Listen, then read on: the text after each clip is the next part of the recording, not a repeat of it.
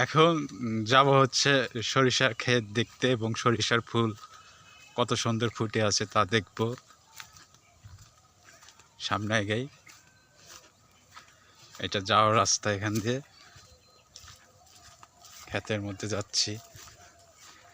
এটা হচ্ছে গাছের বাগান। এটা হচ্ছে কলেক্টর গাছ।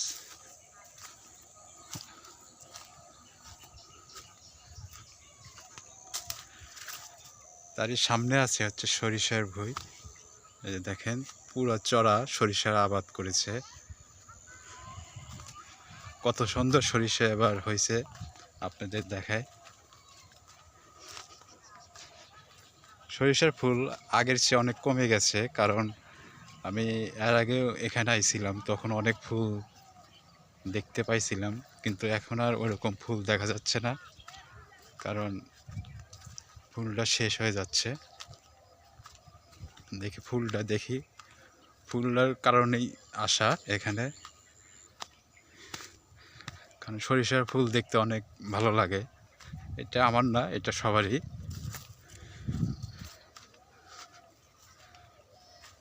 এই যে একটা বুয়েতে অনেক সরিষার ফুল, কত সুন্দর দেখতে।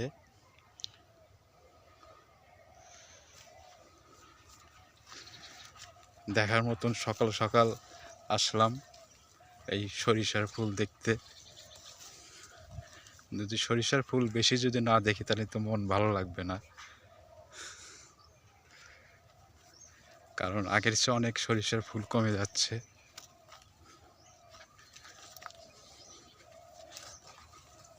এই জমিতে সরিষার ফুল নেই, এটাতে আছে।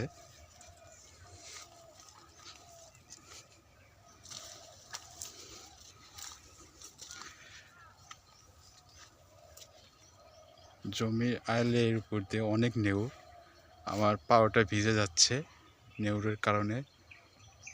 এই পাশে হচ্ছে আলুর ক্ষেত। এটা আলু লাগাইছে, এখনো নিচে আলু মনে হয় ওরকম ভাবে দেখা যায় না, কিন্তু আলুটা এখন হয় নাই, দেরি হবে এখনো।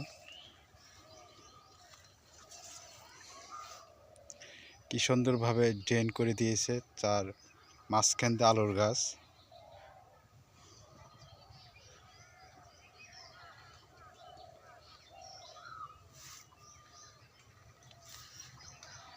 তারই পাশে হচ্ছে সরিষা জমি, কারণ এখানে একটা জমিতে সরিষা আবাদ হয়নি, অনেক এরকম পুরো একটা চড়াতে যেরকম আবাদ করে মানুষ, মানে অনেক বড়, মানে আপনাদের দেখাইতে হলে অনেক সময় লাগবে, অনেকক্ষণ সময়, মানে অনেকক্ষণ ঘুরতে হবে।